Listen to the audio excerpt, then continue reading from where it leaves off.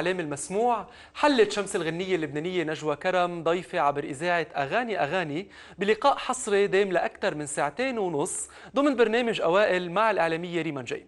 فانز نجوى استمتعوا باللقاء وحولوا مواقع التواصل الاجتماعي لمنابر إعلامية خاصة عبروا خلالها عن محبتهم لنجمتهم وعن اكتشافهم لزوايا جديدة بشخصيتها خلال الحوار اللي قادته ريما جيم بحنكتها المعهودة وأسلوبها الفريد.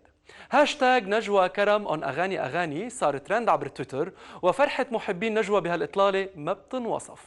خلال اللقاء تحدثت نجوى عن مواضيع كثيرة، وضعت النقط على حروف وجاوبت على كل التساؤلات. بداية خلينا نبلش مع صورة الصليب يلي أخذت بلبلة كبيرة خلال الفترة الأخيرة. كيف جاوبت نجوى على هالموضوع وشو قالت لريما عن الإيمان وعن الأديان وشو هي الرسالة يلي وجهتها لجمهورها؟ بنسمع سوا. يمين لأيامي على الصورة اللي أنا نزلتها سيلفي من كم يوم عن الصليب اللي على صدري. هو الصليب هيدا عن جد علمتني مسيحيتي إني أحب كل الأديان وحب محمدي مثل ما بحب مسيحي، وعلمني ديني إني أحترم ديني السماوي، إني أحترم الكل واعتبر إنه الكل إخوة. إذا كانوا بعض المغردين بدهم يحاولوا يعملوا فتنة طائفية عبر نجوى كرم بالبلد، فبقول لهم أنفعلهم يبلطوا البحر. هو المغردين بالبلد أو برات البلد يا مواد؟ هودي على السوشيال ميديا في كم مغرد بلش هيك، بتبلش المزحات وبتنتهي بأزمات. يمزح ببيته عند أهله، ما مغرد رح يخلينا نحن أو الفانز أو محبيني أو أي مسلم أو أي مسيحي حقيقيين ينقادوا لهالأقوال يلي ما بتعنيهم لا بإنسانيتهم ولا بأديانهم. عيب عليهم ينضبوا. أنا بقول نحن مش هيك تعلمنا، ربنا واحد ومنعبد إله واحد وكل مين على دينه الله بعينه. أنا بقول إذا كان أي متدين إذا ما بيعرف يحب تيطلق هيك صواريخ مؤذية بيكون ما له خصة ولا دين بينتمي له. داعش يعني بيكون ما بينتمي لدين، لأنه الدين الحقيقي ما بيبشر إلا بالمحبة، ما بيبشر إلا بالسلام. المتدين أو غير المتدين الحاقد ما يقرب علينا ولا على السوشيال ميديا عنا، ونعمل له بلوك.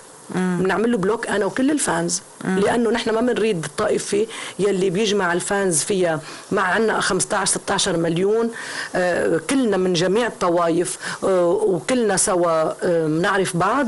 لازم كلنا سوا نعمل بلوك لكل واحد بده يحاول يفطن بيناتنا. عن الحب والارتباط حكيت نجوى، ولزواجها السابق من المتعهد المعروف يوسف حرب تطرقت وفاجأت المستمعين لما أعلنت إنه ضربها كف بإحدى المرات، والغريب أكثر وأكثر إنه ما كان عندها مشكل بالتعنيف، فقالت وبالحرف الواحد: إيه عنفت بس حبيتها للقتلة كان بدي إياها. عنفتي؟ حدا جرب يضربك؟ إيه بصراحة إيه، بس بالبيت. حبيتها. بالرجل؟ حبيتها بالرجل؟ كان بدي إياها صراحة. ضربك كيف؟ أنا كنت انبسطت لانه حسيت انه رجوليه، حسيت انه لا كسر لي عنادي.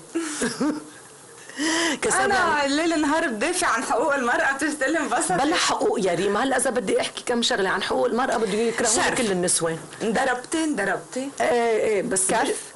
ايه ليش حسيتي انك بتستاهليها؟ لاني جربت احكي مع زوجي بطريقه انه انا نجوى كرم وانا عاده ما بتصرف هيك مع الرجل. يعني انا مع يوسف ما تصرفت اني انا نجوى كرم، كنت شالحه كل تواب النجوميه، بس اول ما حط اول حلقه بدينتي وبلبس فستان الطويل بتصير نجوى كرم. اول ما اجي على البيت نسينا الموضوع اول ما اطلع بالسياره. بس شو المشكله يعني اذا انا ما فهمت اني يكون امرأة أشعر بضعفي. أنت معجبة بفكرة سي السيد أساساً؟ مرة قلتي لي إياها قبل. يا ريما يا ريما اليوم من أجره بحب. إيه. المرأة جمال، المرأة مش قوة. إذا قرب يجرب أقرب على كرامتي، مش نجوى كرم الفنانة بتقوم الزحلوية بتقوم كرامتي قبل الكل. في حدود وفي خط أحمر. أنا مش مع العنف، بس في حال المرأة بس لا لا لا يا ريما، لا أنا بكون كمان غلط يعني. اليوم نحن مش بعصر همجي إنه لازم الرجال يضرب المرأة تيبين رجال وتتبين هي مرأة، لا. بس إذا المرأة علت صوتها بالرجال لازم يكون صوت الرجال أعلى لتوطي صوتها مش لتعلى أكتر. حبك هلأ الأخير رح نحكي عنه بعدين. صورت إنه عندها حب لتحكي عن الأخير؟ ولا لا بلا أنا أكيد يعني بلكي بطلت. خلصت القصة؟ ما بلشت. تراجعتي يعني كنت فايتة بإيديكي لا مش بإيدي أنا كانت بالنسبة إلي في عندي صورة فيها حديقة حلوة. هلا الصورة لما شفتها عن البلكون لقيت ألوانها مش مبلورة علي، ما بسترجي فوت عليها. لتتضح لي ألوانها. ألوانها يعني الصدق، ألوانها يعني كل شيء بيجي براسك حلو. أنت قد ايه قربتي؟ لا عن الشباك. عن الشباك. جربت يوم من الايام رحت حتى اقطف ورده، انه مش اقطف ورده شم ريحتها، في شوكه عملت لي اصبعي. جرحتك؟ جرحتني. هريبه هريبه. ما لحقك؟ ها؟ ما لحقك؟ مين؟ يا اذا ما في هيدي القارمه يا ريما ما بيلحقني، ما بيلحقني، ما طلعت وراي. صار وراكي يعني. هلا منتبه ممكن يكون حدي وانا مخبي عليك. ليه قلتي اصغر مني سنا؟ لانه شو بدي فيه اكبر مني، صح؟ لا مش شو بدي فيه، بس ثقبت هيك. اذا بدي نقيه انا بنقيه اكبر مني، بس ثقبت هيك. انا بس الرجل اكبر من المرأة. بس شوفتي فيه. يعني اذا وقفنا انا وياحد بعض ما ببين اني انا اكبر منه. بعرف. بس بخاف اقول اكبر منه حتى بدي يصير يسمع كلمتي وما بحب. ما بحب يسمع كلمتي، بحب أنا أسمع كلمته ويرجع يسمع كلمتي. بس بيصير يكون عمره صغير بس عنده نضوج. ايه نضوج. بكبر وبرقي حكيت نجوى عن زملاء الفنانين، حالة سلام مع ملحم بركات، عتب ومحبة لمعين شريف، لوم لسمير صفير، مباركة لنوال الزغبي، وقلة كيمستري مع إليسا. مين زعجك أكثر شيء من اللي انتقدوكي مؤخرا؟ معين شريف. ليه؟ لأنه بتحبيه انت؟ صح، مش كنت بعدني بحبه. اوكي. أنا بحبه لمعين. ما بتوقع واحد أول شيء ضل فترة عندي ببيتي. وأنا اللي اخترت له الأغاني أول ما بلش، لأني كنت أحب أحضنه وبحبه، بحب أهله، بحب أمه الله يرحمه، بحب بيه الله يرحمهم. لو كانوا طيبين ما كانش بيعمل هيك لمعين ولا غيره. وليه عمل هيك برأيك؟ يعني هو حدا معين زلقوه. معين خطيته برقبة غيره. أنا بحبه لمعين.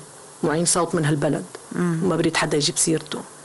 بس لازم معين يعرف يفكر كيف يقدروا يدندلوه بمطارح مش لازم يتدندل فيها. سمير صفير بحبه. شو مشكلته معك؟ مشكلته ما بيعرف يحب.